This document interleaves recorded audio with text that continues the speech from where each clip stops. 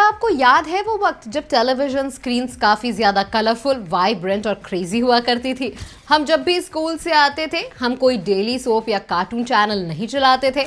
हम सीधा ऑन किया करते थे चैनल वी या फिर MTV और देखा करते थे स्क्रीन पर उन लोगों को जिन्हें हम उस टाइम पर सबसे ज़्यादा कूल समझा करते थे, यानी कि हमारे चैनल पर वीजेस को, यानी कि वीडियो जॉकीज। अब चाहे वो साइरस बरोचा का बकरा हो या फिर निखिल चिनापा का वो इलेक्ट्रॉनिक म्यूजिक वाला वाइब हो, इन्हीं लोगों को तो हम सबसे ज़्यादा कूल समझा करते थे। अब इनके बोलने के तरीके से लेकर इनके फैशन सेंस तक हमें सब कुछ ही काफ़ी ज़्यादा अमेजिंग लगा करता था। लेकिन आज के वक्त में तो सीन्स बिल्कुल चेंज हो गए हैं। हमारे ये फेवरेट वीजेस की स्क्रीन प्रेजेंस धीरे धीरे कम होने लगी है। तो आज की इस वीडियो में हम जानने वाले हैं आखिरकार ये वीजेस कहाँ हैं और क्या कर रहे हैं। तो वीडियो को एंड तक जरूर देखिएगा और अगर चैनल पे नए हो तो चैनल को भी सब्सक्राइब करना बिल्कुल मत भूलिएगा। अब आपको बता दें कि कहानी शुरू होती है 90s के दौर से, जब इंडिया में एंट्री हुई चैनल वी और MTV की, और उन्होंने देखा कि इंडिया के यूथ से कनेक्ट करने के लिए एक अलग वाइब चाहिए, क्योंकि टीवी एंकर्स तो काफ़ी ज़्यादा फॉर्मल होते हैं और यूथ से कनेक्ट करने के लिए चाहिए थी एक डिफरेंट और एनर्जेटिक वाइब। और फिर एंट्री होती है वीजेस की।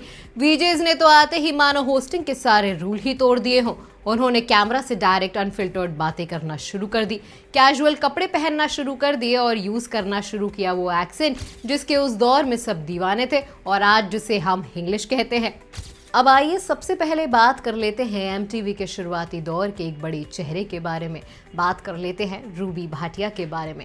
अब रूबी भाटिया उन पॉपुलर फेसेस में से एक थी जिन्होंने स्क्रीन पर आते ही मानो आग ही लगा दी हो। रूबी भाटिया की उस एनर्जेटिक और उस बबली पर्सनालिटी के तो सब ही दीवाने थे। आपको ये भी याद दिला दें कि रूबी ने कई ब्लॉकबस्टर हिट शोज होस्ट किए हैं, लेकिन वक्त के साथ आपने उन्हें कसौटी जिंदगी और हल्ला बोल जैसे टीवी शोज और फिल्म्स में भी देखा होगा। आपको बता दें कि आज रूबी भाटिया स्क्रीन पर नजर नहीं आती हैं। रूबी भाटिया वक्त के साथ चकाचौंध की इस दुनिया से बिल्कुल दूर हो गई और उन्होंने अपना रुख कर लिया फिटनेस और वेलनेस की दुनिया की ओर।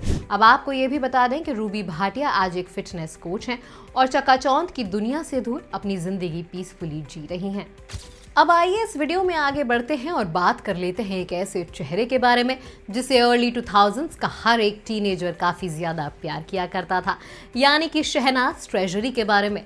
अब आपको बता दें कि शहनाज ट्रेजरी एक ऐसा चेहरा था जिसे हर एक टीनेजर प्यार करता था और हर कोई बस उन्हीं के जैसा बनना चाहता था।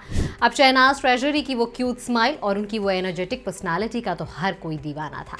शहनाज को पॉपुलैरिटी मिली MTV के फ्लैगशिप शो मोस्ट वांटेड से। लेकिन आपको यह भी बता दें कि शहनाज ट्रेजरी ने फिल्म इश्क विश्क में शाहिद कपूर के साथ काम भी किया था और उसी फिल्म से उन्होंने बॉलीवुड में अपना डेब्यू किया। लेकिन शहनाज ट्रेजरी ने वक्त के साथ डिजिटल स्पेस को काफ़ी ज़्यादा स्मार्टली अडॉप्ट किया और खुद को एक सक्सेसफुल ट्रैवल कंटेंट क्रिएटर के रूप में रीइन्वेंट किया। शहनाज ट्रेजरी ने एक टीवी होस्ट से लेकर कंटेंट क्रिएटर का ये ट्रांजिशन काफ़ी ज़्यादा स्मार्टली किया था और आज सोशल मीडिया पर भी उनकी अच्छी खासी फैन फॉलोइंग है।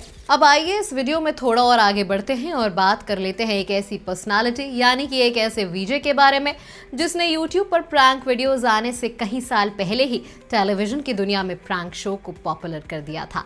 बात कर रहे हैं वन एंड ओनली साइरस बरोचा के बारे में। आपको बता दें कि साइरस बरोचा MTV पर एक प्रैंक शो होस्ट किया करते थे। उनकी वो विटी पर्सनालिटी, उनका वो स्पॉन्टेनियस ह्यूमर और लोगों को जाकर बेधड़क बकरा बना देना, लोगों को उनकी ऐसी पर्सनालिटी काफ़ी ज़्यादा पसंद आने लगी थी और साइरस बरोचा उस दौर में एक बड़ा नाम थे। अब आपको ये भी बता दें कि भले ही वीजेइंग का एरा ढलता जा रहा हो, साइरस बरोचा ने तो मीडिया इंडस्ट्री को बिल्कुल भी बाय नहीं कहा। साइरस बरोचा का नाम आज इंडिया के टॉप पॉडकास्टर्स में काउंट होता है। इतना ही नहीं, वो बिग बॉस OTT में भी नजर आ चुके हैं। साइरस बरोचा आज भी इंडियन मीडिया इंडस्ट्री का एक बिलव्ड चेहरा है।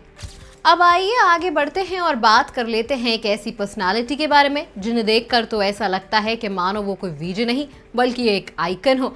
बात कर लेते हैं बानी जे के बारे में, यानी कि गुरबानी जज के बारे में। अब आपको बता दें कि बानी जे ने तो स्क्रीन पर आते ही बॉडी स्टीरियोटाइप्स को भी तोड़ दिया था। उन्होंने अपनी हैवी वेट लिफ्टिंग और अपनी बॉडी को एम्ब्रेस किया और कई लोगों को इंस्पायर भी किया। बानी जे ने MTV रोडीज के सीजन 4 से एंट्री ली थी और उनके उस फियर्स एटीट्यूड ने तो उन्हें रातों रात स्टार बना दिया था।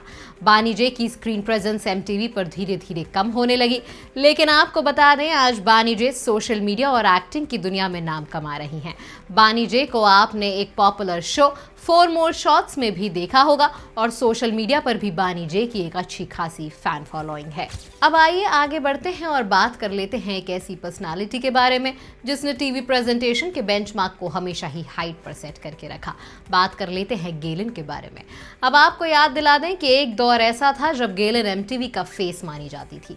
गेलिन एमटीवी के हर बड़े शो में नजर आती थी, चाहे वो एमटीवी का शो रोडीज हो या फिर हो एमटीवी का शो हसल। लेकिन एक वक्त ऐसा आया जब गेलिन एमटीवी पर दिखाई देना कम होने लगी। लेकिन आपको ये भी बता दें कि गेलिन ने कभी भी होस्टिंग का साथ नहीं छोड़ा। गेलिन आज WWE नाउ इंडिया को होस्ट करती हैं और इंडिया में WWE प्रोग्रामिंग का एक इम्पॉर्टेंट फेज बनी हुई हैं। गेलिन की जर्नी से आज भी लाखों करोड़ों लोग इंस्पायर होते हैं।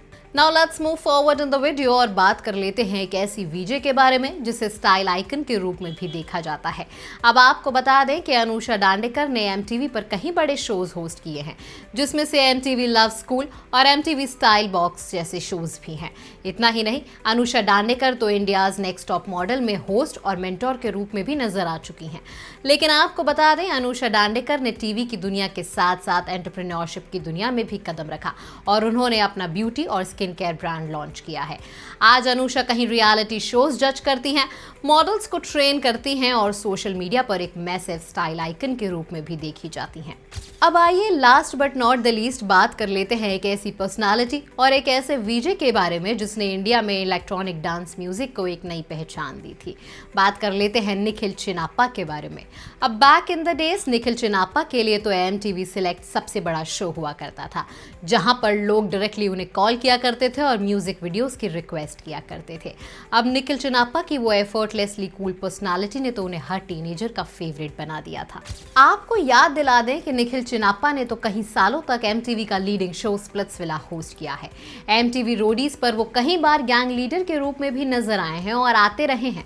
अब आपको ये भी बता दें कि MTV पर वो नाम पाने के बाद निखिल चिनाप्पा ने कदम रखा म्यूजिक फेस्टिवल की दुनिया में। Nikhil Chinappa electronic dance music से इंडिया को आज भी नए नए रूप से वाकिफ करा रहे हैं। निखिल चिनाप्पा MTV के वो वीजे हैं जिन्होंने हमारी स्कूल और कॉलेज मेमोरीज को और भी ज्यादा खूबसूरत बना दिया। निखिल चिनाप्पा आज भी करोड़ों बच्चों को इंस्पायर करते हैं। अब ये थे वो टॉप वीजेस जिन्होंने इंडिया में एक दौर तो ऐसा भी ला दिया था जब वीजेइंग प्रोफेशन काफी ज्यादा कूल माना जाता था और हर बच्चा तो सिर्फ वीजे हंट ही जीतना चाहता था।